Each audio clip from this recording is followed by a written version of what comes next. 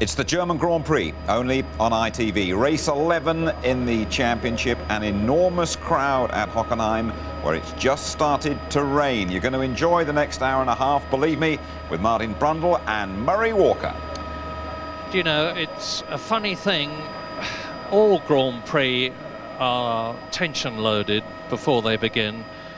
But there's something about this one in particular. I don't just mean Hockenheim, I mean this particular one. I can feel the most enormous tension. The conventional wisdom is that the McLaren Mercedes cars are going to walk away with this race. They're on the front row of the grid. Mika Häkkinen up there for the 7th time this year in pole position. David Coulthard alongside him. Häkkinen leading the World Championship. And Michael Schumacher is down there in 9th place. But look at the other things that are causing this sort of butterfly feeling I've honestly got in my stomach. Jacques Villeneuve, who's had a terrible 1998, the reigning world champion, is there in 3rd place on the grid, very little slower during qualifying than Mika Häkkinen. Ralf Schumacher, the highest that he has ever been in the Jordan, and ahead of his brother. Damon Hill just behind him. Eddie Irvine 6th on the grid behind him. And you still go on through Alexander Wurz and Giancarlo Fisichella to Michael Schumacher. So the start, remember what it was like in Austria last weekend for very different reasons. The rain had caused the grid to be a very peculiar shape. Well, it's the same today for totally different reasons. So you need to watch Michael Schumacher, who's going to be on the right-hand side of the grid, 5 rows back when you're looking down the start line. And you need also to watch Eddie Irvine, although the Ferraris are not going well here. And this is not a circuit, actually, where the driver can make all that much difference. There's 4 long straights where they go over 200 miles an hour, and the chicanes. What you need is grip and grunt. I'm not saying a good driver can't make up some difference, but not as much as he does maybe at other circuits. Well, you certainly do need those very high top speeds and an ability to get through the last part of the stadium we're often talking about, and never more so than in the race, because if your car's sliding around, your tyres wear much more quickly, especially the rears as you're trying to get the power down if you've got a lot of wheel spin. So a good setup here does make a big difference, and you're right, Murray, really the driver depends very, very heavily on the chassis engineers and the engine engineers around here, because they're flat out 16,500, 17,000 RPM, depending on which engine exactly, many times in 6th gear, and for long periods of time, and it really is an engine killer. Going back to the grid, just walked off the grid, and there's actually quite good humour down there, and I think that's probably the way that people get rid of the tension and the frustration, because there's a lot of joviality going on. A lot of people were expecting, the forecast was between 20 past and 22, say 20 minutes ago, that there would be a heavy rain shower, and it hasn't happened, and I think there's a certain amount of light relief. But as you rightly say, Murray, it's spitting. When I went out in the 2-seat, it was a little bit damp down at the Ost curve, right down the far end of the circuit. The track was glistening, was shining, and you think, how hard can you go in here? And the drivers are going to have to tiptoe a little bit on that first lap, otherwise we'll see them running into each other. Well, please at home join us in hoping that there isn't rain at Hockenheim. It was one thing at Austria, it's one thing at Spa, where we often get it, but it's a very different thing at Hockenheim, because the 2 long legs of the circuit, which is 4.2 miles long, go slashing through pine forests, as you're going to see in a moment.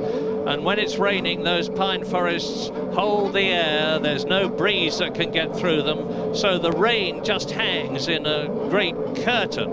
And it's very, very bad news indeed for visibility and for grip. You can see on the driver's visors there, they've got 2 or 3 layers of plastic, and it looks almost as if you couldn't see out of them, doesn't it?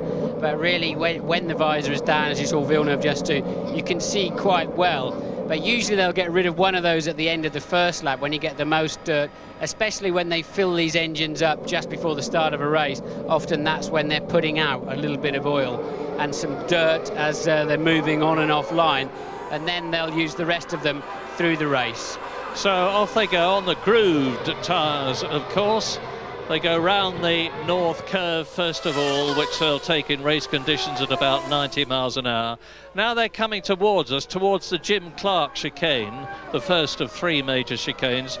And believe it or not, in qualifying yesterday, they were doing over 220 miles an hour. These cars are faster in a straight line than last year's cars. Here's the first of the 3 chicanes, the Jim Clark. They're faster because under the new 98 regulations, they're about 10% narrower. Therefore, the frontal area of the car is less, and they're much, much quicker through the air. Plus, they probably have 20 or 30 horsepower more than last year, just through natural development. Those spots of rain you can see on the helicopter camera there, let me tell you, when you're doing 220 miles an hour, that seems like quite a lot of drizzle. The rain is streaming off of those rip-offs on your visor, and you always get the impression it's raining harder than it really is. So there is Villeneuve, there is Schumacher and Damon Hill as they come down to the Senna curve, as it's called. Left, right, left. They've completed 3 of the semi-straights, the over 200-mile-an-hour straights. Now they're going down the 4th one towards the entrance to the Motordrome, which is surrounded with concrete grandstand holding 100,000 plus chanting, shouting, rocket-firing, scarlet-wearing, Michael Schumacher supporting Germans. And boy, do they love Schumacher. But look where he is as he's weaving down. There's Häkkinen coming towards us, Coulthard, Villeneuve, 3rd position, and into the Motordrome. I remember when Schumacher was 16th on the grid at Spa a few years ago and came through to win the race. He has the ability, he has the confidence, but I'm not sure he has the car in dry conditions to be fast enough. We'll keep an eye on him. Yeah, and I'm not sure he's got the car in wet conditions because they're running minimum downforce, which means that the grip is reduced. They haven't got nearly enough grip, and Michael was quite downcast yesterday because even Eddie Irvine, who's starting ahead of Michael Schumacher, is only 6th on the grid. We're riding with Jacques Villeneuve, and in front of us is Mika Häkkinen, or is it David Coulthard? Coulthard will peel across to the right, and there he goes. Yes, Coulthard craftily there, dropping the clutch and spinning the rear wheels. You're not allowed to be seen to be making a practice start, but they can't really stop you from just rolling slowly along and nailing the throttle pedal and having the same effect. 21 cars and drivers starting. Ricardo Rosset not amongst them. He had a nasty crash yesterday, banged his head. He's all right, but he's not starting. Look at Coulthard. He's set his car up already pointing towards Häkkinen's side of the track because it's very, very dirty on the inside there. It never gets used apart from the starts. 2 lights on, 3, 4, 5, out, now, and it's go in Germany. Look at Schumacher, shoots out and down to the right-hand side. Häkkinen leads and Coulthard is in 2nd place, Schumacher 3rd, and Damon Hill is in 4th position. Where is Jacques Villeneuve? He's had a bad start. Jacques Villeneuve coming towards us. The Jordans have both made a place. McLaren, Jordan, and up there is Eddie Irvine. And watch Villeneuve now. I think he's going to pop out from behind Damon Hill. No, he's going to go right. Damon Hill's covered the inside line. Villeneuve braking much later, taking back the 4th position. He had a terrible start, a copybook start for the 2 McLarens. And Michael Schumacher's starting to make progress. Remember that Giancarlo Fisichella is in a car that doesn't really fit him. You won't see the red spot on the nose because he's changed the spare. There goes Schumacher down the outside. We're not on board yet. Schumacher goes down the outside. Yes, he's already past the Benetton and up behind Eddie Irvine. A great first lap for Michael Schumacher so far. And there's 44 laps to go after this one as streaming down towards the Motordrome for the first time comes Mika Häkkinen in his wheel tracks David Coulthard. Schumacher Ralph is third, Villeneuve is 4th, Hill is 5th, then it's Irvine 6th, and Michael Schumacher is in 7th position, and they're on their way out of the Senna curve down to the Motordrome. This is it, at over 200 miles an hour, and already the McLarens are breaking free. There's Irvine, there's Schumacher. He's ahead, of course, of both the Benettons, and into the Motordrome they come for the first time round to the Sachs curve, which is a first gear 60-mile-an-hour corner coming out now of the south curve. And look at the lead already. The Mika Häkkinen in the McLaren Mercedes has got over his teammate David Coulthard. Ben, Ralph Schumacher, who doesn't seem to be able to close on them. Villeneuve, Damon Hill, Eddie Irvine, Michael Schumacher, Fisichella, Frenson's come up. He's gained 2 or 3 places because Frenson started down in 10th position. So now it's starting to settle down a bit. We're riding with Jacques Villeneuve. That's Ralph Schumacher in front of us, down to the chicane. Flick right, flick left. Listen to that Mecha Renault engine. Well, we've seen this sort of pattern recently. Häkkinen seems to be able to attack that first lap stronger than Coulthard, and then over the next 2 or 3 laps, Coulthard begins to eat into that advantage. A very tidy, very well-behaved first lap. Long time since I've seen such good driving on the first lap. Some good overtaking manoeuvres, nobody really making any mistakes, but very, very undramatic. Remember the way that Eddie Irvine gave way to Michael Schumacher in Austria to enable the German to finish in 3rd position. Well, it's a similar situation here. There is Michael Schumacher, ahead of him is his teammate. Barrichello making a good move there on what I believe to be Johnny Herbert. So Barrichello passing Herbert for 11th place, a good move into the 3rd chicane, but the leaders are already into the stadium. Now, Hockenheim is very much an engine breaker. They are on full throttle for about 70% of the lap, and you've got to have a very tough, very strong engine to resist the stresses here. Even David Coulthard's Mercedes gave up on him yesterday. The McLarens and the Ferraris have got a very strong engine, but they're not making any progress at the moment. Eddie Irvine, who is in 6th position, is still behind Damon Hill. There's Damon in the yellow Jordan, Eddie Irvine, Michael Schumacher, Fisichella, Frenson, Lacey, and Barrichello is up in 12th position. So they are spread out. Nobody's making any. Here's a replay of the start. Schumacher getting away well. Look, Villeneuve realising he's already got away poorly, tries to disrupt the Jordans, didn't work. They just went either side of him, and a pity for Jacques, because I think after the McLarens, he has the fastest car on the racetrack. The rest of them just about got through with no harm done. And here it is again. There you see. Oh, there's why. Look, one of the Verts just didn't get away, just didn't seem to react to the light. And look, he's almost last. Yeah, and Alexander Wurz started 7th. Fisichella, of course, is now ahead of his teammate. Alexander Wurz is running 17th at the moment. It was Michael Schumacher who made a brilliant move around Wurz to spear across the other side of the track. Luckily, nobody in his way, and Wurz lucky that somebody didn't absolutely cream into the back of him. So lap 3 in Germany now out of 45, and the McLarens aren't striding off as I expected them to, because Ralf Schumacher is just 2 seconds behind the leader, Mika Häkkinen. At the moment, David Coulthard is the fastest on the track. He's just made the fastest lap, but Ralf Schumacher is piling on the pressure, and he's starting to close on David Coulthard. So up front, McLaren, Mercedes, we're with Villeneuve now in 4th position, chasing the yellow Jordan of Ralf Schumacher as they exit the south curve, come into the bottom straight, the start and finish straight. McLaren, Jordan, Schumacher, Williams, Villeneuve, Jordan, Damon Hill, the 2 Ferraris, Eddie Irvine and Schumacher, and out of the race, the first retirement, goes Pedro Diniz in the arrows on lap 4. Well, we saw Schumacher, Ralph, that is, do a string of 10 very fast laps this morning. Some suggestion he was on a lighter fuel load, but I have to say, he just looked plain quick. And at the moment, he's keeping Coulthard very honest. And in the background, we see, I think it was Irvine locking his front brake very, very badly.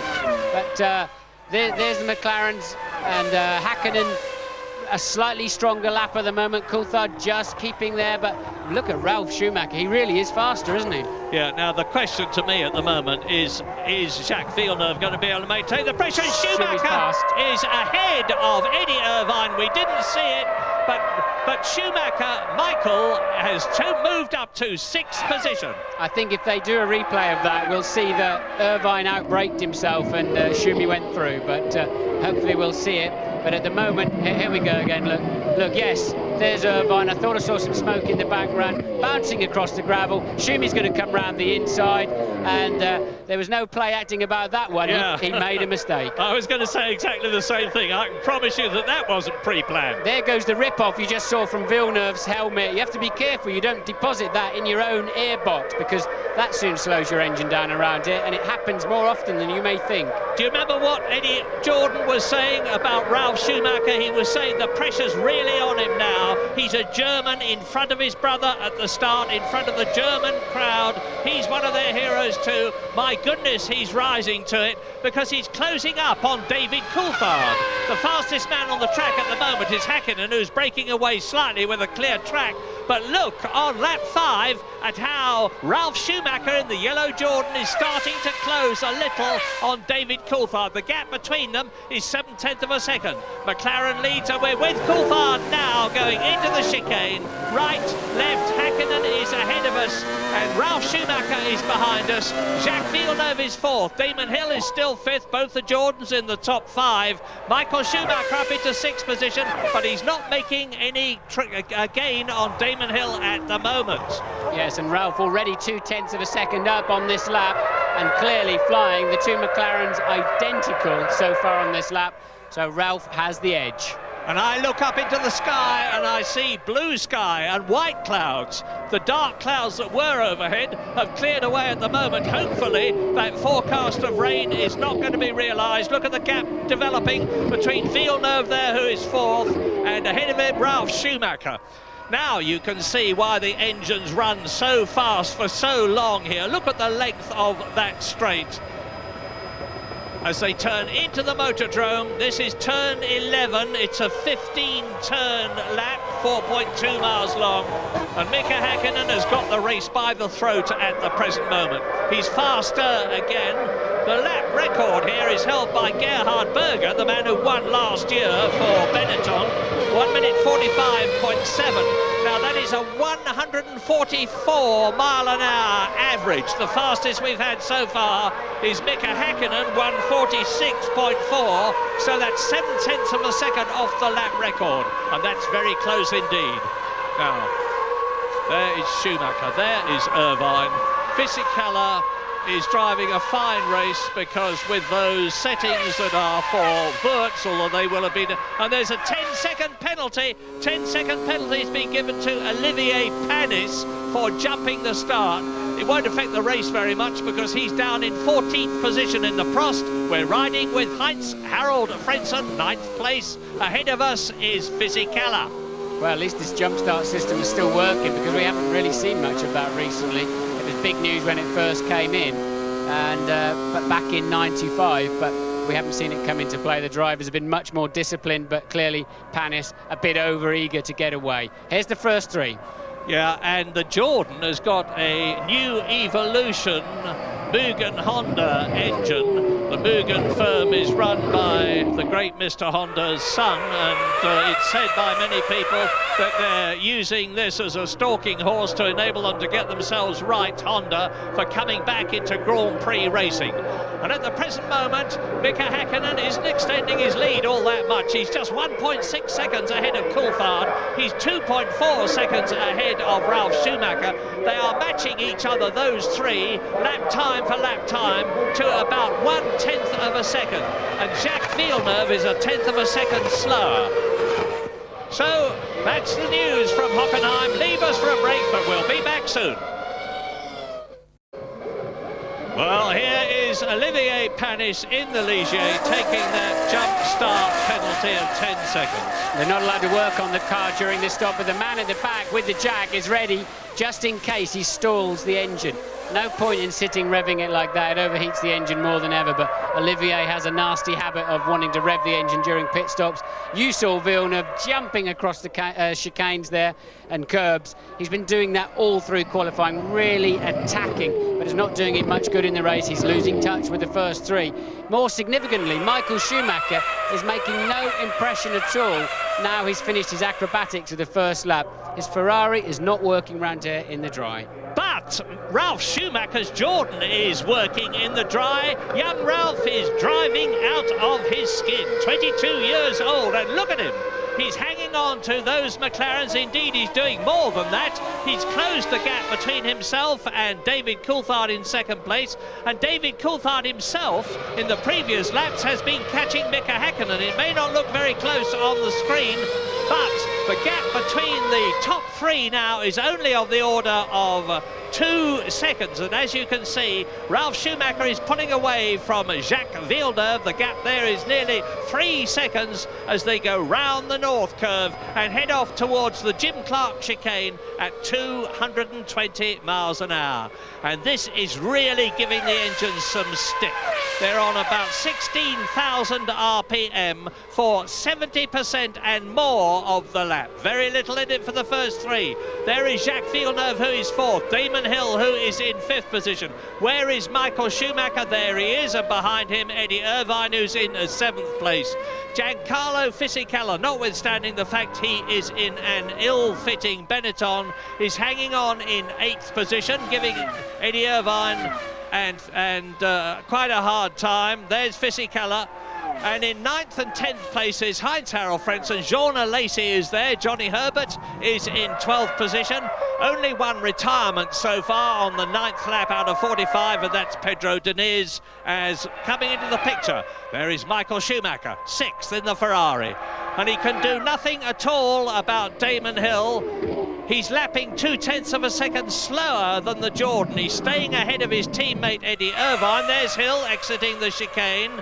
But Michael Schumacher is not making up anything on the track. It's going to depend on strategy. Watch how hard he's driving it. He's all over the curbs as much as he can, and he's really having to work hard at the steering wheel. It's dirty in here, if I remember. That's where Villeneuve plucked all of the turf out, and look at the oversteer it gave Schumacher. He's trying as hard as he can, but the car is just not paying him back. I love these slow-mo replays they always have here at Hockenheim. You see how hard the cars and the drivers' spines are working. Martin, you've driven mighty quick round here at Hockenheim yesterday and today in the 2-seater Formula One McLaren. They tell me that it's bumpier this year. Is that true? It's certainly bumpier coming off of the curbs in the first and third chicane. It really does give the transmission a hard time, and something the drivers need to be wary of for later in the race. This is a car breaker if there ever was one. But Ralf Schumacher still closing in on Coulthard, who's still closing in on Mika Häkkinen. James has some news for us. Martin, I'm down in the Ferrari garage, and you know as well as I do that the Ferrari mechanics, all the Italians, they thrive on the emotion of Formula One. I tell you, this race, it's disconsolate down here. They're all hanging around, lying on the floor. They're very depressed. This Ferrari, basically what the problem is, it's not working down the straights very well. It's slow down the straights, so they've had to trim the wings right out. And of course, that means they're losing so much time in the stadium section. I believe that they're on a one-stop strategy, but honestly, the atmosphere down here, it's like a wake. The problem is, I think everybody's on a one-stop strategy, and I don't think they're going to get any pleasant surprises later on. Well, if they are, they're going to be stopping round about lap 21 at the earliest, I would estimate, up to about lap 24. And here is Mika Häkkinen, clear track in front of him. Let's go round the Motordrome with him as he turns in from turn 11 up the Stax curve. This is down to first gear, 60 miles an hour. Now accelerates and keeps running left. That is Jarno Trulli. And behind Jarno Trulli is Alexander Wurz in the Benetton. They are 13th and 14th. Here's the midfield then coming towards us. Johnny Herbert there. And behind him, you can see Trulli and Wurz. Remember, Wurz had a very poor getaway. He's been making his way steadily through the field, but clearly not anywhere close enough then for a good slipstream and a dive up the inside into the stadium. And it's very difficult to overtake there. It's difficult enough to do that by yourself, let alone side by side. I'm impressed that we've just had the one retirement so far. Pedro Diniz, one non-starter, of course, Ricardo Rosset.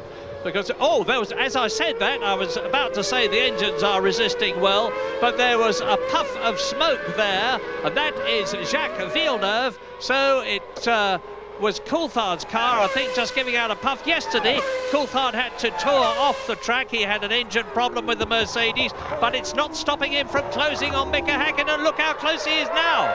It was tyre smoke, I think. I think he just locked the inside right tyre just before he turned into the chicane, and of course the smoke travels underneath the car. Wurz having another go at Trulli. the tyre smoke travels underneath the car and comes out the back and looks like it could have come from the exhaust pipes. It's a new experience for Alexander Wurz. He's never driven a race in low downforce trim before, and he was finding it very difficult to master things, but Louise Goodman's got some news for him. Well, yeah, I'm down at the Jordan garage at the moment. I tell you, it's a total contrast to what's going on at Ferrari. They're loving this. It's a long time since they looked so strong in a race. Both cars currently running in the points. Ralph has been putting in some really impressive times. He's done a couple of fastest laps. He's third at the moment, 6.5 seconds ahead of Damon, who's in fifth. I suspect they're running different fuel loads, though. I think we're going to see Ralph coming in for 2 stops. Well, hopefully they'll show us a replay of Wurz putting a very, very good move on Jarno Trulli, and just sending one up the inside, making it stick well. He's up into 13th place. Be interesting to watch him through the rest of the race. A long way to go yet. There's Ralph's pitboard. Push, look. Ralph's pitboard says push. Maybe he is on a different strategy. They need him. I mean, that's a bit of a disheartening thing to read, isn't it? I can imagine him sitting there and saying, what on earth do you think I'm trying to do now? I wonder if he knows the translation of that into German. I somehow hope he doesn't, to be honest. So Mika Häkkinen leads on lap 12. David Coulthard, Ralf Schumacher, of whom I have the greatest admiration in the world, and even more so now, the way he's driving, because the gap between him and Jacques Villeneuve, who is in 4th position, is now over 3 seconds. Damon Hill is about the same behind Villeneuve, and 6 seconds ahead of Michael Schumacher. So Michael has got to hope for engines to go in the front, mechanical problems to hit the cars in front and not his Ferrari. I hope he's not hoping for rain, because no one else will be wanting it, even though he is the rain master. More turf on the track, but we've got to come clean, Murray. Ralph's been driving like an absolute amateur all year up until the last race, and we said so. But he was brilliant in Austria, and he's clearly driving beautifully today. Yes, he seems to have settled down extremely well. There is Schumacher, 6th position, only just in the points. And in World Championship terms, this is very bad news for him. Of course, the gap between himself and Mika Häkkinen in the championship is just 8 points at the present moment, but there's another 9 being added if they finished where they are now, because Häkkinen is on a potential 10 points and Michael Schumacher is on a potential single point. But this is lap 12. It's about quarter of the distance through the race. There's still a long, long way to go. Häkkinen leading, Coulthard second, Ralf Schumacher in 3rd place. Yes, Coulthard lost a half a second there through the stadium, so a little mistake somewhere for David, and that's closed Ralf right up behind him again, look. Well, Ralf is certainly going to go for it if he gets the opportunity to dive past David Coulthard, who has got a lot more experience, of course. It's David Coulthard's 69th Grand Prix. It's only Ralf Schumacher's 28th Grand Prix. But the young German drove karts for 14 years, and you can't get more competitive than that. Well, Michael Schumacher, whatever happens today, Michael Schumacher will be disappointed. Look, he's got Irvine just easily keeping behind him. He's running a fairly weak 6th place. You've got Monza coming up later in the year, where it's a similar kind of race setup, and the Ferrari is just off the pace, and he is going to be very, very disappointed about that. But here comes a break.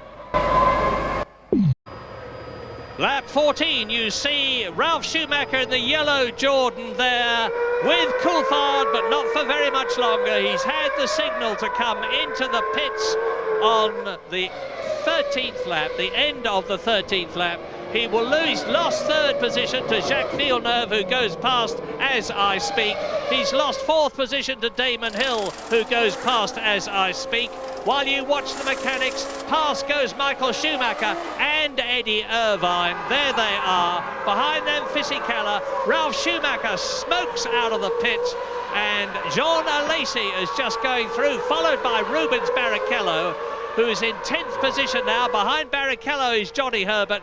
So Ralf Schumacher has dropped to about 11th position. There he is in front of Jean Alesi.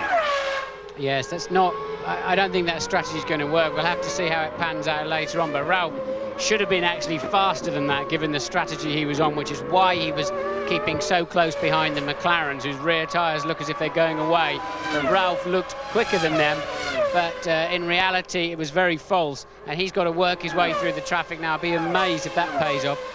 Berger won the race last year with a two-stopper. He had a clear performance advantage, and he was very lucky with the way the traffic worked out for him as he came out each time from his two stops. And I don't think it's worked the same way for Ralph. He wasn't fast enough in the first part of the race. I think you're right.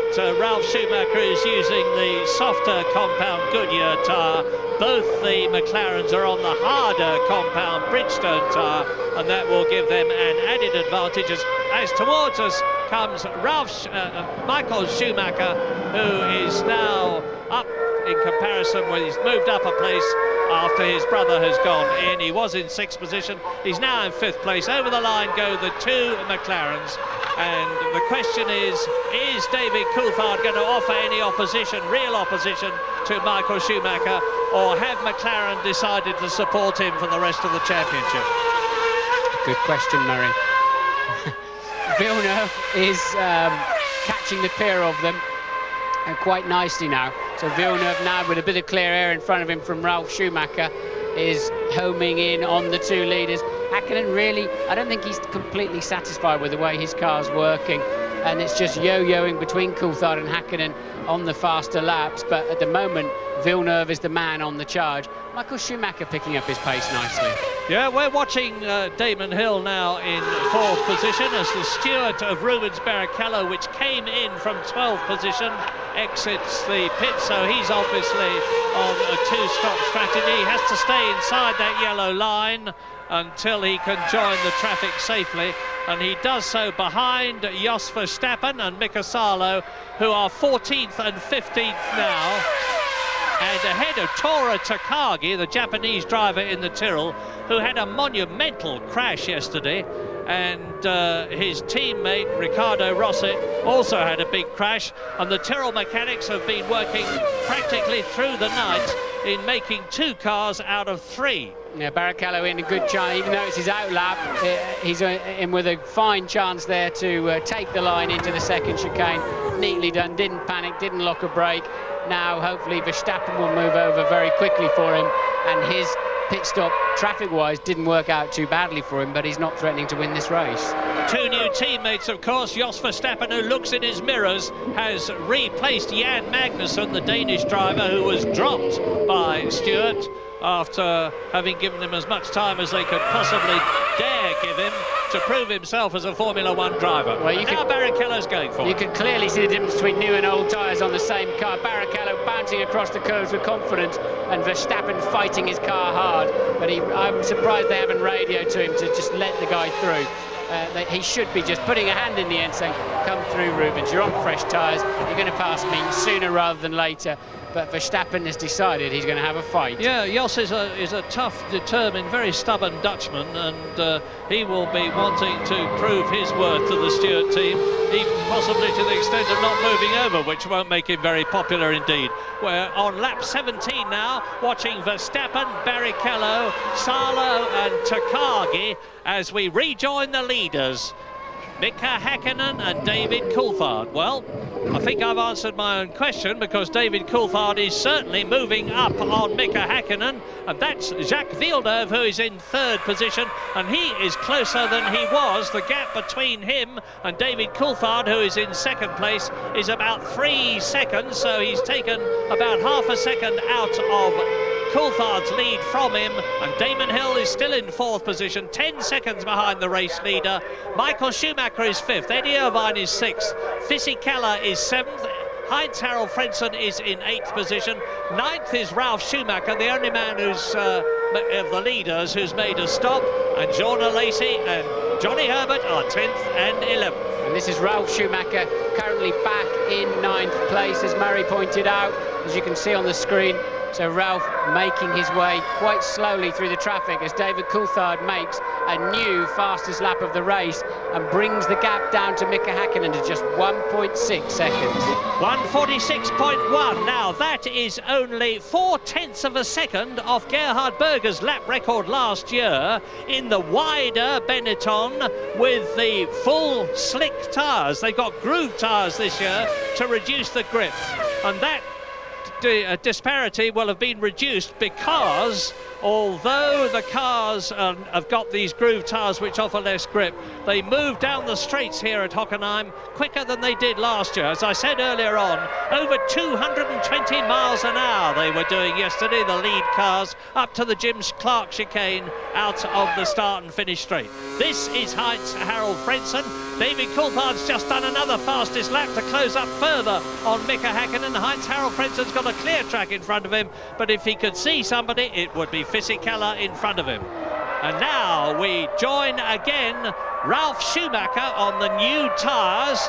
Heinz Harold Frentzen in front of him has yet to change tyres, so he will have less grip, and he'll be seeing Schumacher in his mirrors.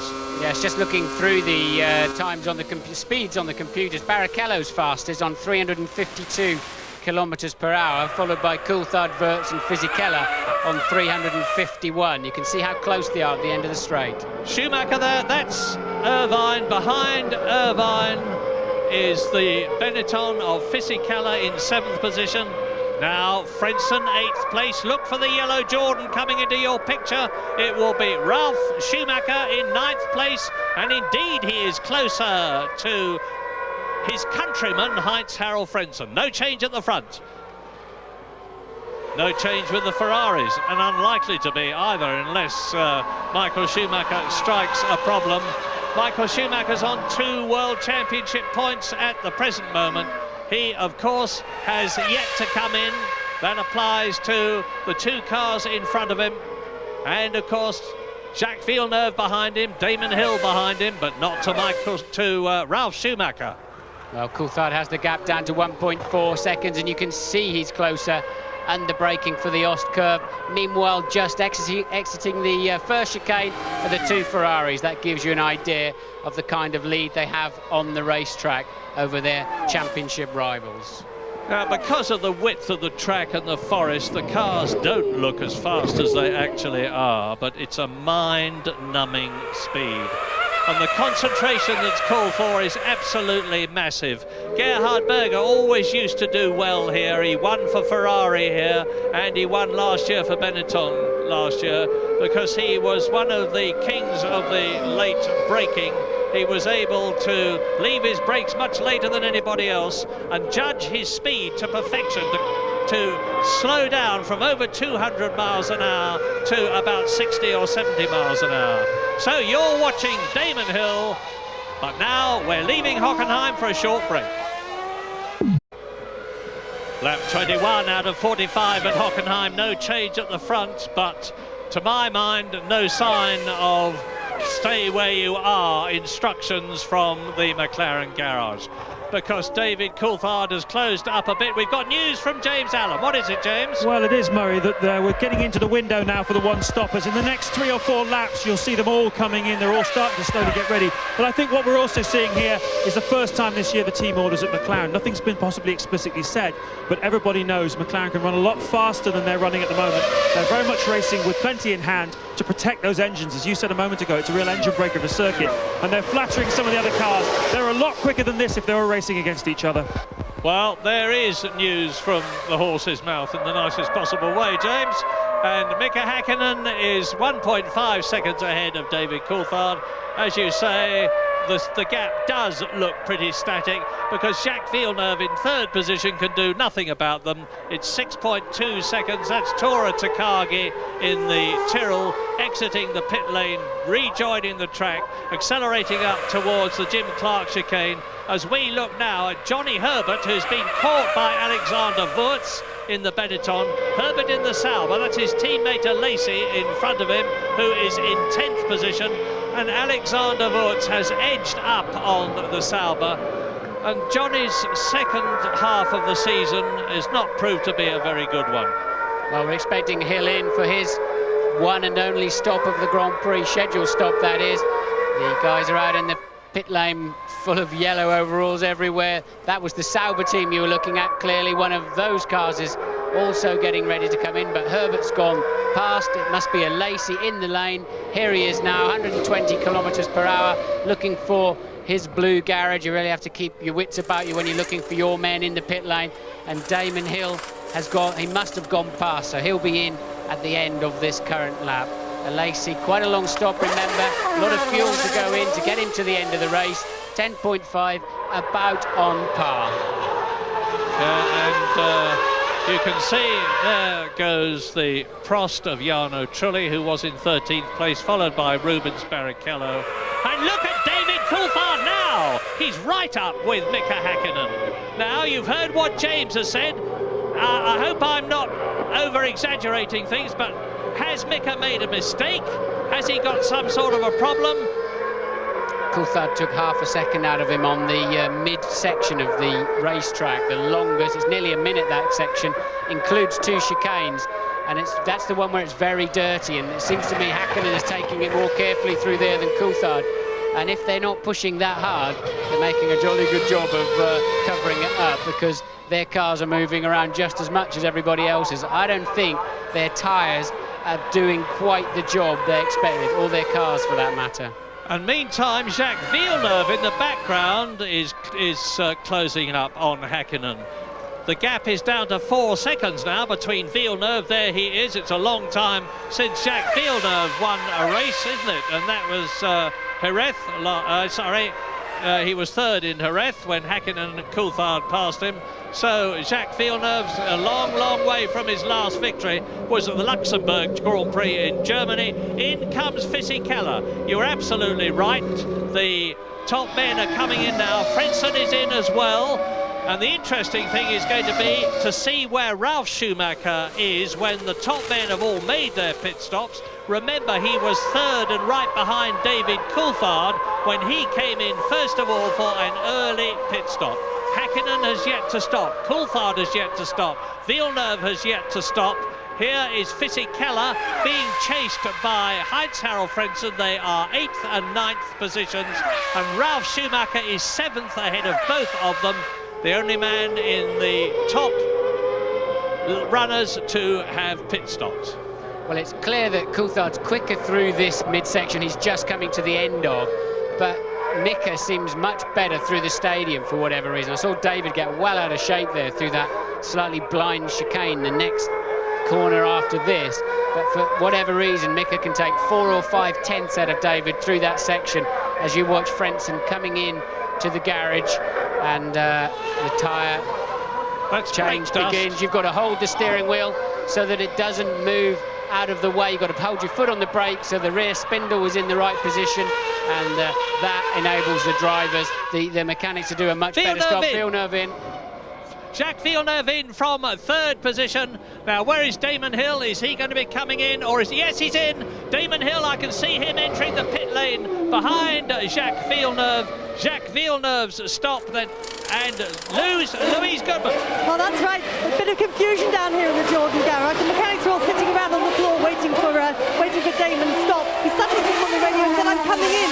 They jumped up, rushed out into the pit lane, tyre blankets flying everywhere. He came back on the radio and said, "No, I'm coming in 2 laps' time." So they all had to sit back down again, but he's now been in and done that stop. That's a Damon Hill wake-up call then, and we just had the news that Eddie Irvine has missed the 3rd chicane. Now, the 3rd chicane is the Senna curve. The question is, did he gain an advantage as a result of it? He won't have done it on purpose, of course, and the rule is that they look at the sector times, and if you haven't had a dramatic improvement, and especially if you haven't made up a place, you are usually allowed to get away with it. Well, he lost 1.8 seconds to his teammate Michael Schumacher on that lap, so he could probably argue he didn't gain any advantage from it. There's the 2 leaders. Again, nothing much between them, as we saw the Ferrari mechanics ready for one of their cars. It could be either of them. I would expect them to bring Michael Schumacher in first. Yes, you can see how much Irvine's dropped behind Schumacher. Look, that's because he would have to negotiate the cones in the runoff area to the chicane on the last lap, and it takes a certain amount of time. Half distance, race order. Häkkinen and Coulthard lead. Villeneuve is 3rd. Hill is 4th. Schumacher is 5th. Eddie Irvine is 6th. We think Michael Schumacher is coming in, and this race could well be decided on the pit stop that Häkkinen and Coulthard have. But now here is Michael Schumacher in the Ferrari from 5th position coming into the pit lane. and James Allen can see it. Well, I tell you what, if klaxon noise equalled horsepower, Michael Schumacher would be winning this race as he comes in to take on the 75 kilos of fuel he'll need to take him to the end. On the pit wall, Ross Brawn and Jean Todt pretty dejected about Eddie Irvine. They're expecting trouble, I think, from that missed chicane incident. Very nice stop indeed, 10.9, very good for a one-stopper. I wonder what's going on inside Michael Schumacher's head. He's not used to playing a walk-on part, Murray, and he's playing a little more than that today. Yes, he was pretty dejected yesterday after qualifying. He said, frankly, our car just isn't good enough. The problem is they haven't been able to set it up properly. They haven't been able to get enough mechanical grip. Here's Johnny Herbert being chased by Rubens Barrichello. What's happened? Johnny Herbert goes off through, and Barrichello should take the place there. I went through there backwards one day in '95 and got a stop-and-go penalty for making an advantage, but I think Johnny may just get penalised for that one.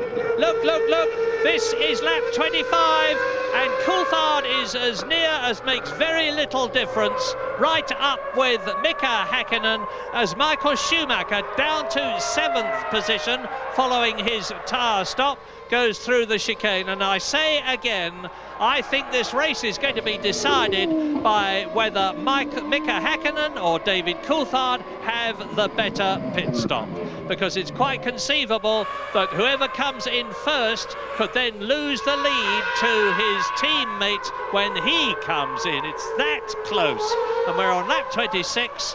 Less than a second between Häkkinen and Coulthard. Michael Schumacher is up into 3rd position now as a result of the pit stops, bit misleading. Eddie Irvine, his teammate, is 4th. Jacques Villeneuve, who has stopped, is in 5th position. Ralf Schumacher is in 6th place. So Jacques Villeneuve has made up a place on Ralf Schumacher, and here is the first of the 2 Ferraris to stop Eddie Irvine. Now, sorry, the second to stop, and Schumacher's time was 10.9 seconds, so Eddie Irvine's time 12.1. It's lost him 1.2 seconds, and that is Jos Verstappen, who looks as though he's retiring from the German Grand Prix. He certainly is. Off comes the steering wheel. He'll have to put it back again when he gets out of the car. Well done, Jos. And this is Irvine, I think, recovering, or is that Schumacher recovering from a pit stop? It's Eddie Irvine, yes. He was coming out of the pit lane, and quite clearly Fisichella has managed somehow to pass him. So Fisichella's pit stop has worked out better for him than Eddie Irvine's. Missing that chicane and then a relatively slow pit stop has put Fisichella ahead of Eddie Irvine, and Irvine already trying to come back, but the waving yellow flags prevent any kind of manoeuvre there.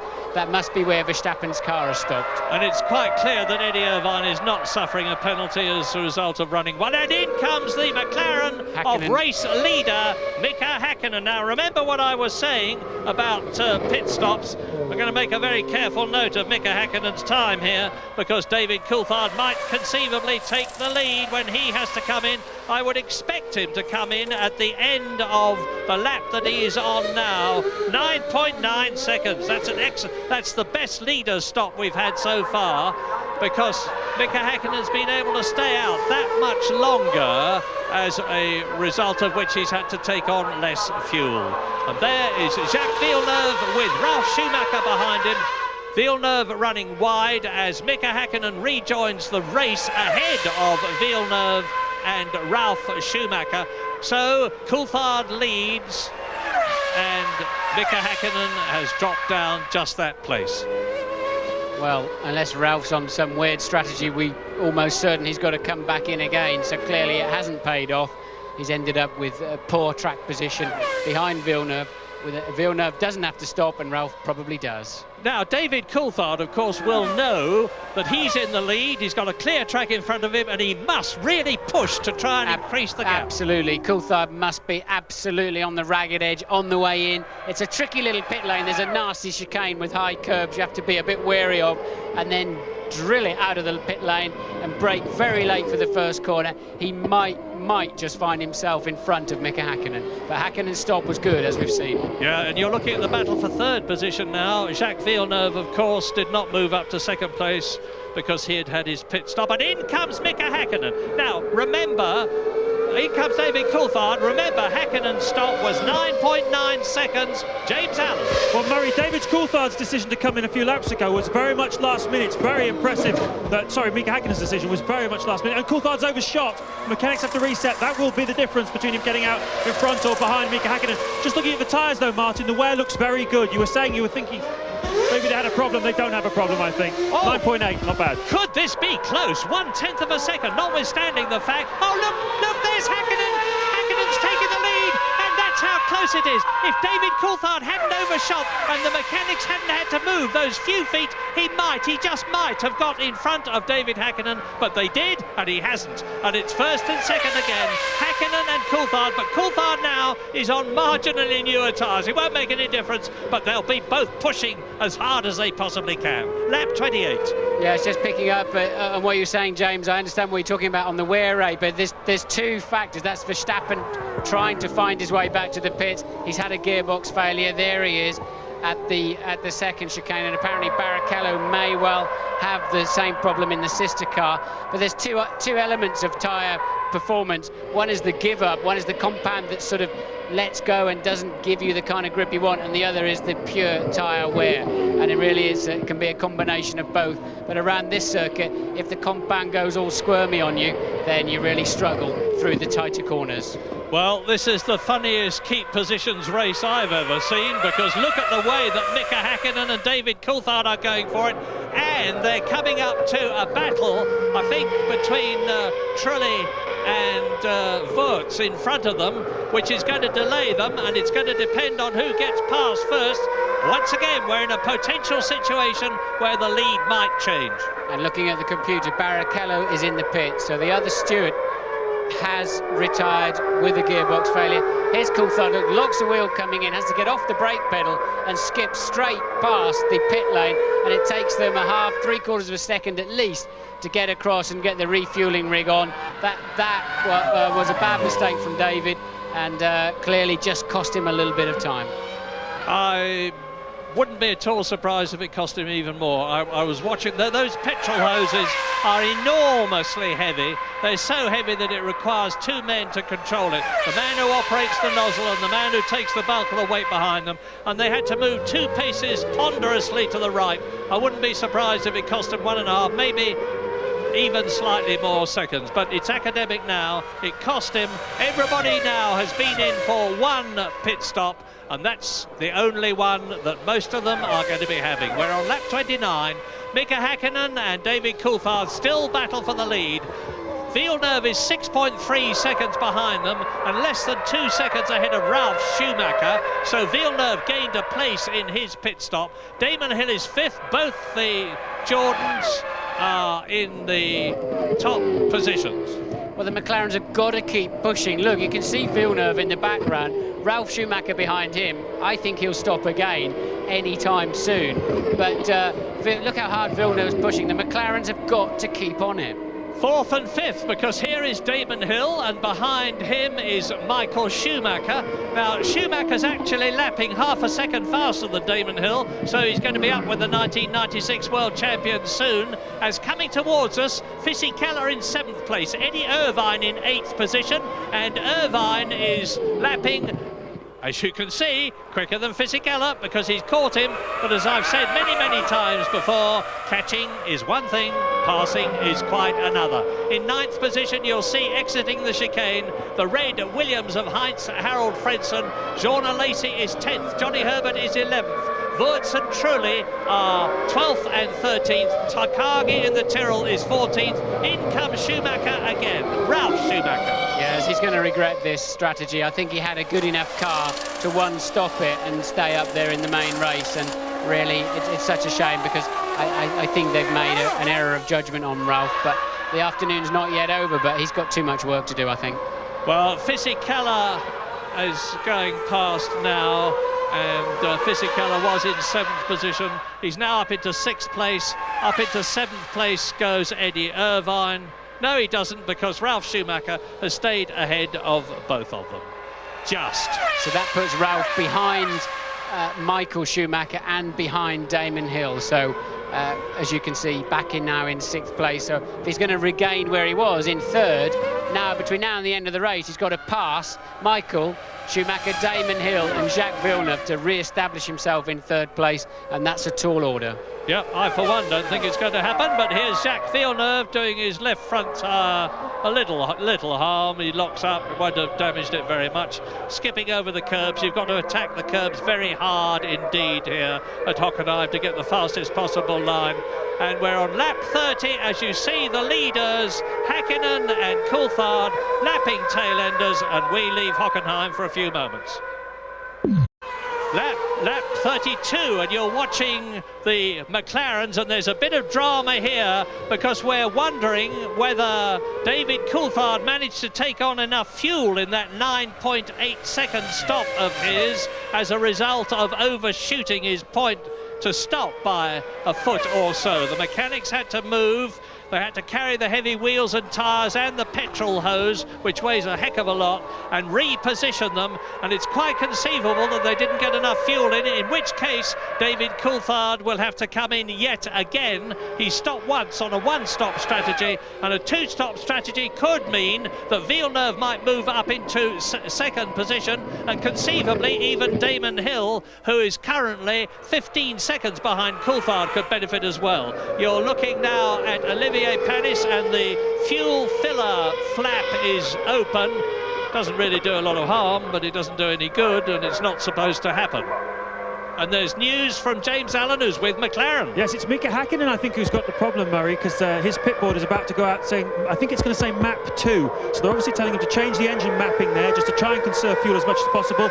Meanwhile, Adrian Newey, Mario Ilian from Mercedes, toing and froing to the telemetry to see whether or not Häkkinen has enough fuel to make it through to the end of the race. At the moment, that's all I can tell you, but I think it's Häkkinen that's got the problem, not Coulthard. That'll do, James. Great information from our technical man in the pits, James Allen, and we look at Ralf Schumacher, who's being caught by Fisichella, and behind him Eddie Irvine. Now the race order is Häkkinen, who may have a problem. David Coulthard's only 1 second behind him and pressing hard on lap 33 out of 45. Jacques Villeneuve is third, 6 seconds behind Häkkinen, and 9 seconds, I'm sorry, ahead of Damon Hill. And Damon Hill and Schumacher, Michael, are both catching Jacques Villeneuve. Now we've got a race really building in the closing stages because we are now 3/4 of the way through the German Grand Prix, and Mario Ilian, that's the joint boss of Ilmor, he's the design brains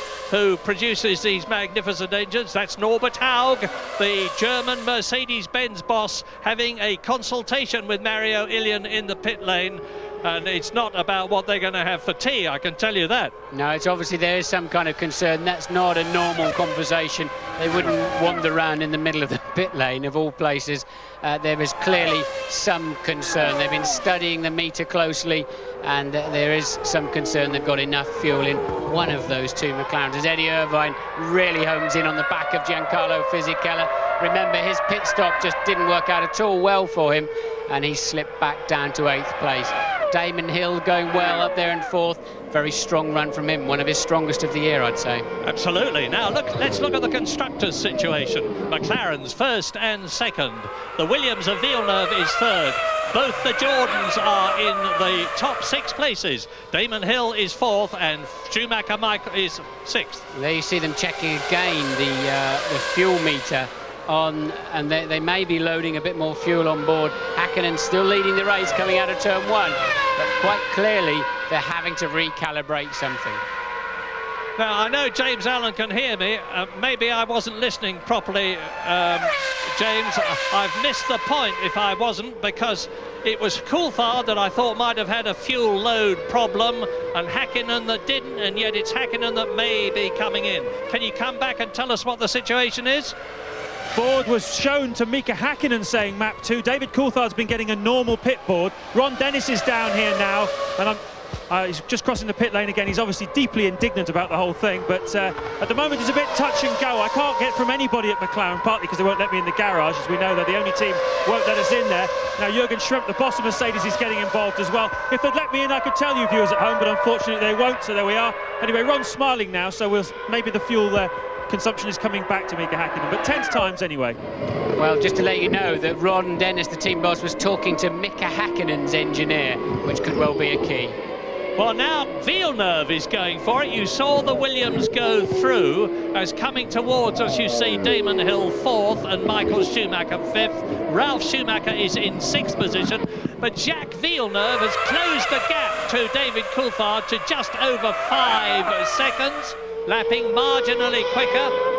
Whether he can catch him is yet to be seen. There's Damon Hill. And Damon's going to have to work hard to defend that 4th place because Michael Schumacher's on a charge, nibbling away about 0.3 of a second per lap from Damon Hill's 3.6 second lead over him. So Michael on a pretty good charge, and Damon encountering a few back markers in this section of the race. And once again, quite obviously, Michael Schumacher making up for the deficiencies of the car. He's just signed a new contract of something like £20 million a year, plus all the money that he makes from promotional things, which will double it.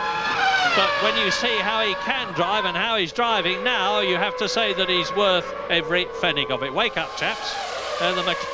It's the McLaren mechanics having a little siesta there, watching the monitor and seeing Mika Häkkinen and David Coulthard 1 second apart on lap 45, so just about 10 laps to go now.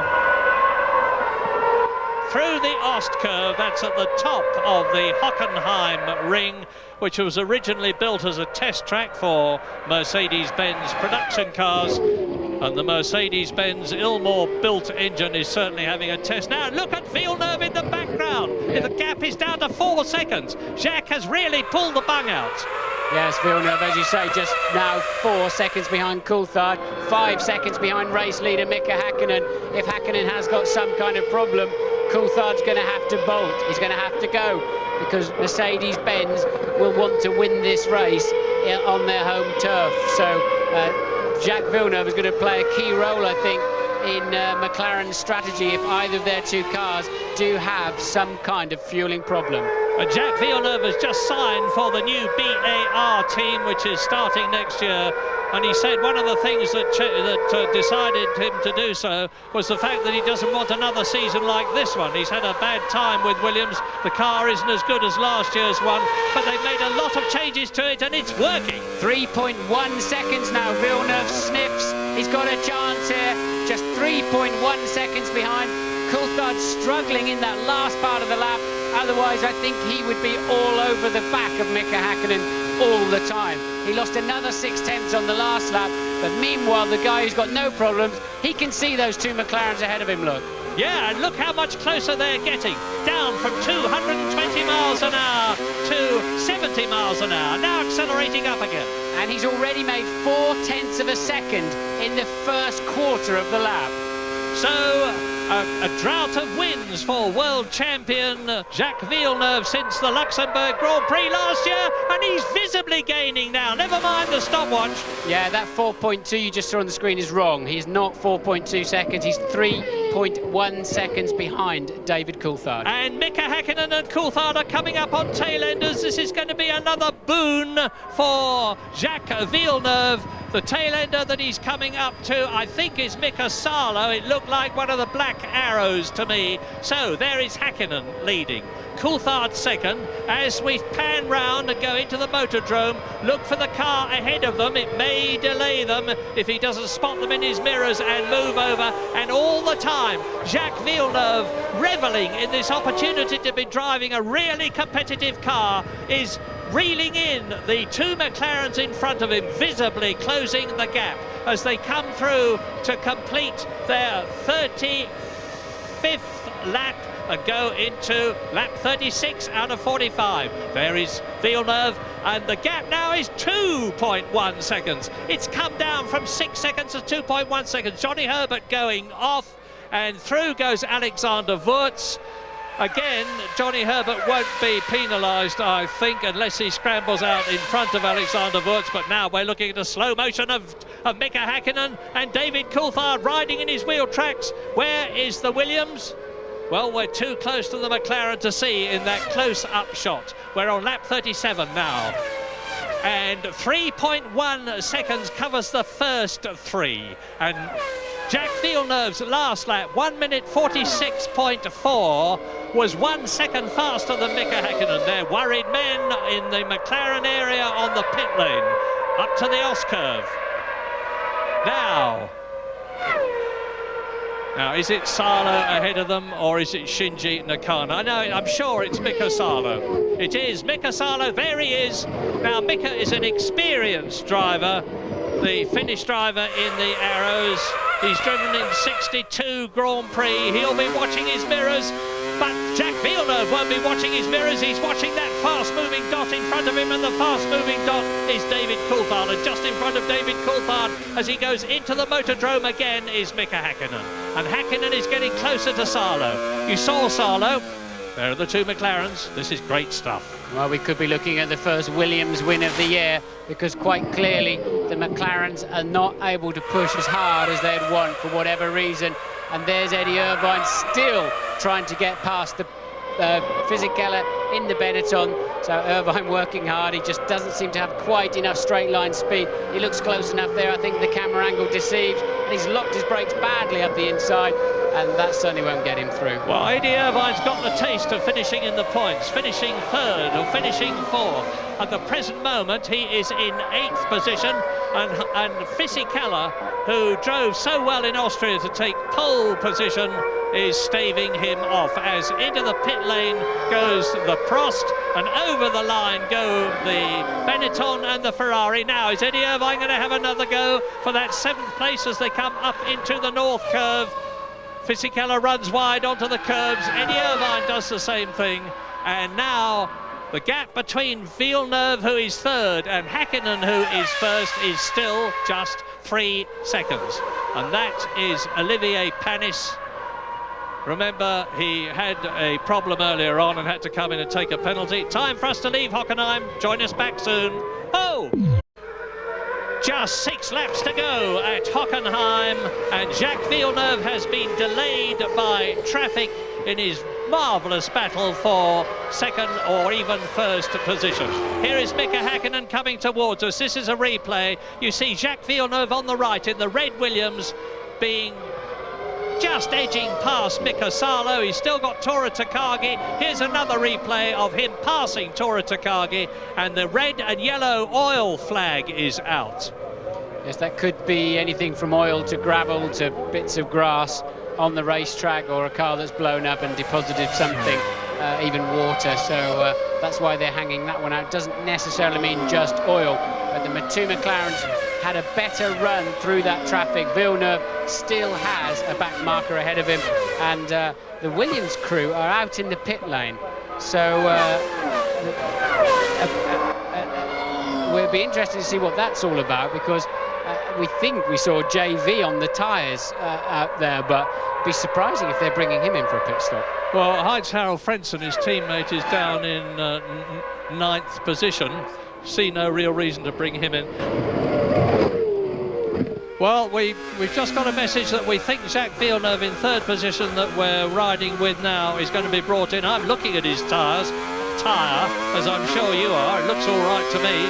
But I'm not driving the car, he is. They know what the situation is. Meantime, up at the front, Martin, we've all seen teams driving around in team order before. The governing body have confirmed only this week, as past goes Villeneuve, past Takagi. The governing body have confirmed only this week that team orders are all right, provided it's a fight for the World Championship. Do you think that's what's happening at the front between the two McLarens? I think it could be. I mean, clearly Häkkinen has a 30-point lead in the World Championship. Michael Schumacher's having an off day, to say the least. I didn't see any sign of Villeneuve coming in. No, he's down the pit straight. The boys have gone back in again. I don't know if that was some kind of ploy to make McLaren back off, but you know, they could well be using Coulthard to be a buffer against the charge of Villeneuve, and clearly with such a big championship lead, Häkkinen has the best opportunity to take that World Championship, and they want to make the most points they can with the Ferraris having a very off day. And on lap 41 out of 45, again, as they were in Austria, the two McLarens are in a maximum Constructors' Championship points situation. 10 points for Mika Häkkinen, 6 points for David Coulthard, 16 points altogether. And Michael Schumacher is the only Ferrari in the points. He is in 5th position, so there's a 14-point gap between the McLaren and the Ferrari teams at the present moment. They would end up 24 points ahead of Ferrari, with the Hungarian, Belgium, Italian, Luxembourg and Japanese Grand Prix to come. But I think James Allen has got some news for us. Yeah, it's just been down to Williams to see what that was all about. Villeneuve radioed in, there was something wrong at the back end of the car. He thought it might have been the differential that was going, or possibly the tyres. They had a good old look at it, good old think about it on the telemetry, and in fact, the drama was okay, but I'm not sure whether he's going to be able to push quite as hard as he has been to the date. Well, I can tell you that Michael Schumacher that you're looking at is trying very hard indeed for that extra point for 4th position. He's on 2 points at the present moment for 5th place. Damon Hill in front of him. There he is at the yellow Jordan. He's 4th, and Schumacher wants that place. That's Ralph, and this is the Fisichella Irvine. Just as we went to a break, you may have seen Irvine flying off the road. He got back on quite easily, just took a little trip down the grass, and he's clearly he's faster than Fisichella. He's immediately, Fisichella running wide, it won't leave enough space for Eddie, but he's clearly faster than Fisichella, just can't find a way round him for that 7th place. This race has gone incredibly quickly. We're in lap 42 out of 45 at the present moment. Just 3 more to go at the end of it, with the two McLarens looking in an absolutely impregnable position. They're 6 points ahead of Jacques Villeneuve. Here is the battle between Fisichella 7th and Eddie Irvine 8th in an attempt to get into the points, but in order to do that they would have to catch and pass 6th place Ralf Schumacher, who is well up the road from them. Yes, and Häkkinen and Coulthard have stabilised at a 1 second gap, and Villeneuve, as James suggested he might, is backing off slightly. The gap now up to 5 seconds. There's a slow-mo of Häkkinen. I don't believe he had any particular problems, just showing you how hard the car's working. But, well, Delboy and Rodney would be pleased with that three-wheeler, wouldn't they, coming through there. But Villeneuve clear, and the fastest man on the track at the moment is Michael Schumacher, who's pursuing the next fastest man on the track, Damon Hill. We haven't seen much of Damon. There he is trying to get past the back marker. Damon has driven a very, very good race. He has indeed, and if Damon finishes where he is now, or any place above it, this will be his first points for 1998. A quite incredible situation, and this is the 11th race out of 16, and Damon Hill, the reigning world champion, has yet to score a world championship point. His teammate Ralf Schumacher scored 2 points in Austria, and he scored a point also at the British Grand Prix for 6th position, but Damon has a big 0 at the present moment. Let's hope that it doesn't stay that way for much longer. Yes, unfortunately he's not the reigning world champion, of course, Marcus Villeneuve is. Damon the 96 champion, but he cleared that traffic much better, and Michael's now got it all to do.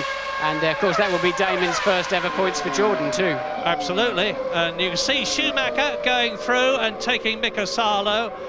But all the time, this is helping Damon Hill in 4th position. We're at lap 43 now out of 45. Häkkinen and Coulthard absolutely together. Eddie Irvine running wide at the Ost curve, as several people before him have done. Fisichella increases his gap in 7th place. Behind Coulthard is Jacques Villeneuve, 5 seconds. Damon Hill is 4th, Michael Schumacher's 5th, Ralf Schumacher, both the Schumachers in the points, and this would be Jordan's 4th points in succession if they both finish. There's Damon, and you can see how close Michael Schumacher is. He's got to get past Tora Takagi in the Tyrrell, but I think even Michael Schumacher is going to have a job to catch and pass Damon Hill. Yes, the world champion of 1996, my apologies. Who will ever forget that fabulous race in Japan where he clinched the championship from Jacques Villeneuve. And Tora Takagi is certainly not making it easy for Schumacher, who got very angry with Diniz at this point yesterday. Yes, that about summed it up, didn't it? Michael got out of shape in the 3rd chicane, couldn't get anywhere near the Tyrrell coming down to the stadium, and had to do a desperate outbraking into the Sachs curve. He really struggled to get past that Tyrrell. The car is not underneath him. Look at him, he's going to lose that if he's not getting. Unbelievable. Michael really fighting that Ferrari. And as he goes across the line in 5th position, the gap between himself and Damon Hill in 4th place, on target for his first points of the year, is over 4 seconds. The two McLarens tied together by an invisible cord. Now on lap 44, they've only got this lap and the next lap. There's about 6 miles then to go. Here's a replay. Look at Michael just working away at the wheel, just feeling the grip in the seat and just holding on to that, just finding enough lateral grip to keep the car pointing in the right direction, and the McLaren's almost appearing to be in formation now.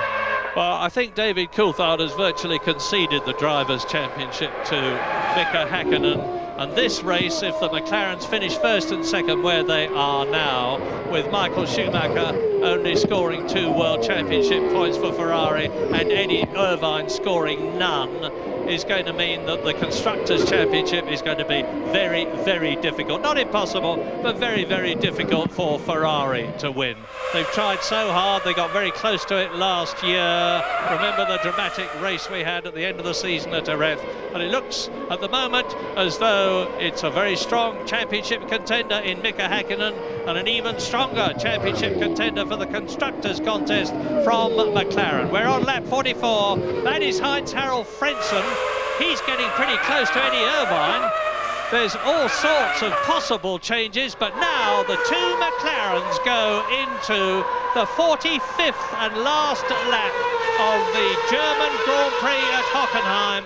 Norbert Haug, and next to him is Jürgen Schrempp, who is the head man of Mercedes-Benz, the man who signs the mega checks for the engines. And Jacques Villeneuve is going to dodge out from behind the slipstream of Olivier Panis, and Villeneuve is 4 seconds behind the race leader. But it's a good recovery for Williams. It's going to be a brilliant 1-2 for McLaren, for Mercedes-Benz, who provided the power. Germany is going to be absolutely delighted. They might have preferred Michael Schumacher as their hero to win for Ferrari, but at least it looks as though he's going to be in the points, 5th. Well, Villeneuve's not going to let these two cruise the last lap very much. Look at him pushing like crazy. The two McLarens there, just 2.9 seconds over the start-finish line was Jacques Villeneuve behind. I think he's much closer now, and really they can't give him too much of a chance. They've got to keep pushing. There's one back marker ahead. He may not come into play before the end of the lap, but Villeneuve going to keep those guys looking in their mirrors right until the checkered flag. Yeah, the Häkkinen and Coulthard will have had a radio message, of course, to tell them to be careful about Villeneuve coming up behind them. They enter the Motordrome for the 45th and virtually certain victorious time round the Sachs curve up to the Opel curve, the right-hander, which is turn 14 out of 15. Mika Häkkinen is coming through to win his 6th win of 1998, the 7th of his career. Häkkinen wins in Germany. Coulthard is 2nd in Germany. McLaren Mercedes are 1st and 2nd, and Williams are now back in contention. A superb 3rd for Jacques Villeneuve, only 2.1 seconds behind the winner.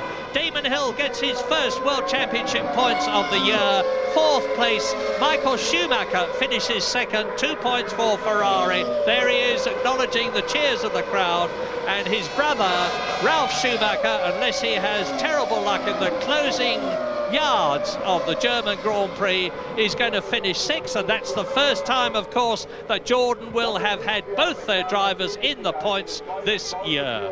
A very satisfactory race for McLaren, and for Jordan and for Williams, but not, sadly, from their point of view, for Ferrari.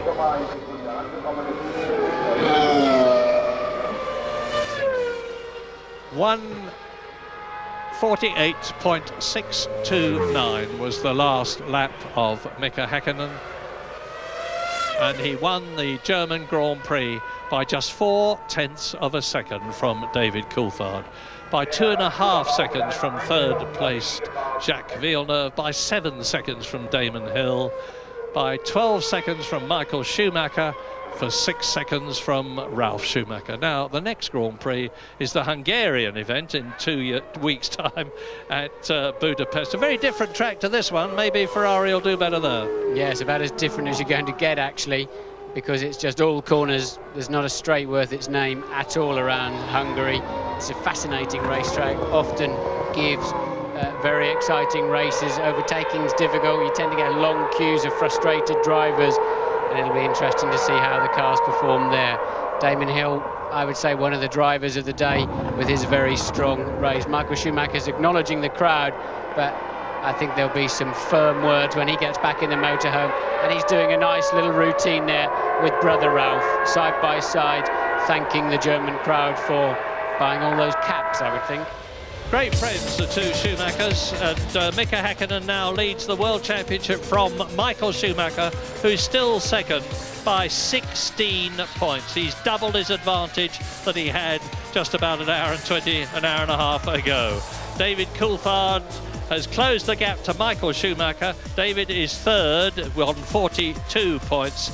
Eddie Irvine is fourth on 32 points. Alexander Wurz is still in fifth position. But after that superb drive, Jacques Villeneuve has moved up from seventh in the Drivers' Championship to sixth place by displacing Giancarlo Fisichella. Well, an entertaining, thoroughly entertaining German Grand Prix, which has underlined the superiority that McLaren and Mercedes had at the beginning of the season and in Spain and Monaco, which they temporarily lost for reasons out of their control, a lot of people would say, in Canada and France and Britain. And they've regained it in Austria with a brilliant 1-2 for Häkkinen and Coulthard. They've confirmed it here at Hockenheim in Germany with the same two drivers again finishing first and second. Fastest lap here at Hockenheim was David Coulthard early on, lap 17, 1:46.1, and that compares, it's just 0.4 of a second off last year's all-time lap record by Gerhard Berger. Now, of course, the drivers go up to the podium. In comes Mika Häkkinen, the winner, after his lap. Now, let's see if he's as euphoric here as he was in Austria. Remember, he got up on the pit wall in Austria. Most unusual for him. Mika doesn't usually display a great deal of emotion. And that's Adrian Newey, who is the technical director of McLaren, who's one of the men largely responsible for the superb motor car that he's been driving.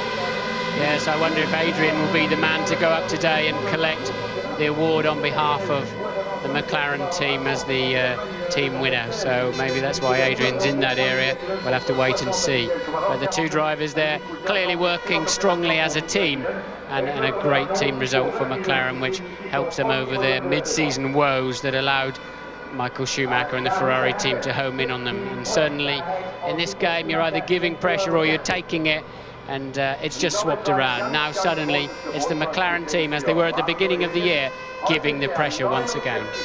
Yeah, and they're now massively 26 points ahead of Ferrari in the Constructors' Championship.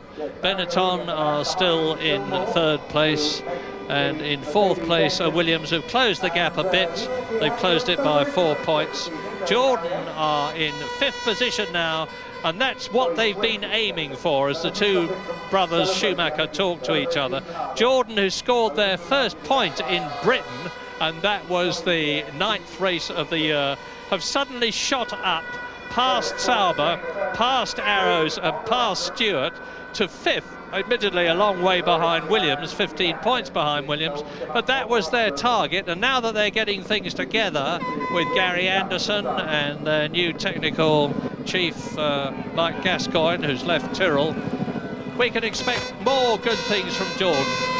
All these teams try hard. You want all of them to win. They can't all do it. But McLaren deserve it more than anybody. They had a terrible time by their standards in the wilderness while they were trying to get the car right with successive engines, with the Peugeot engine, which didn't work when the French company came into racing. Then they, of course, they'd had the Ford engine after the Honda engine. Now they've got the Mercedes, and their partnership with Mercedes is working brilliantly well. There's Boris Becker, great Formula One enthusiast, always comes to the German Grand Prix.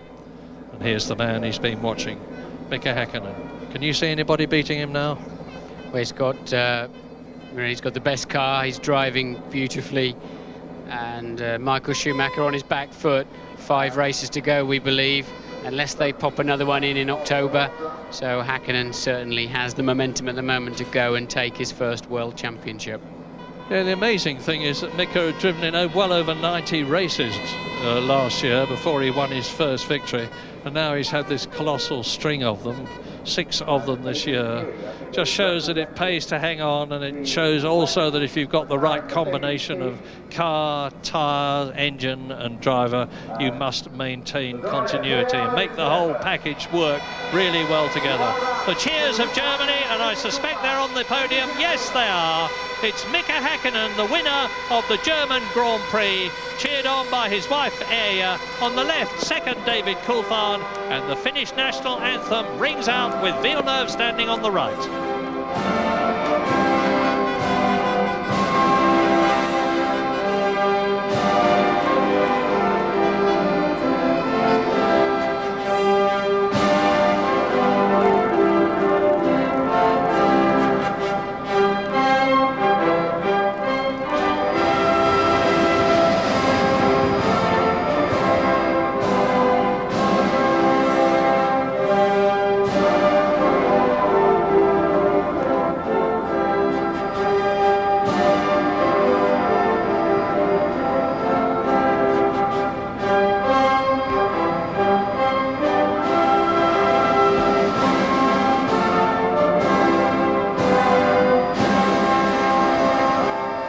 And yet again, as we've heard so often, it is the British national anthem for the winning constructor, McLaren.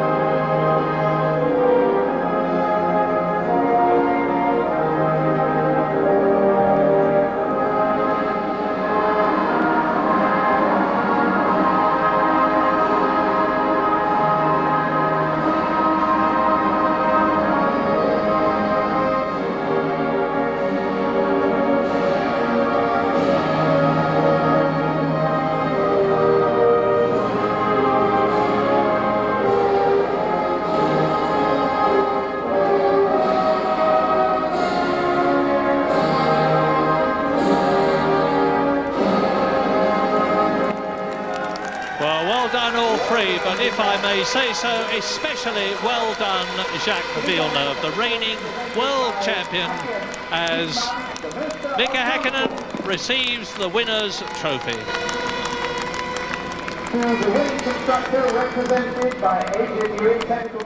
Now, of course, the constructor's trophy, and is it Adrian Newey? Yes, it is. Adrian Newey on the left, deservedly, as the man behind the dominance and the brilliance of the car, receiving the constructor's trophy.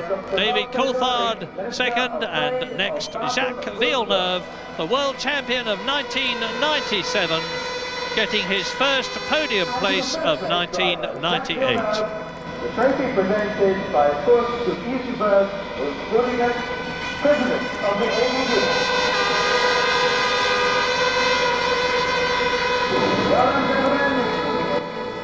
And now, as ever, at Hockenheim, it's champagne time.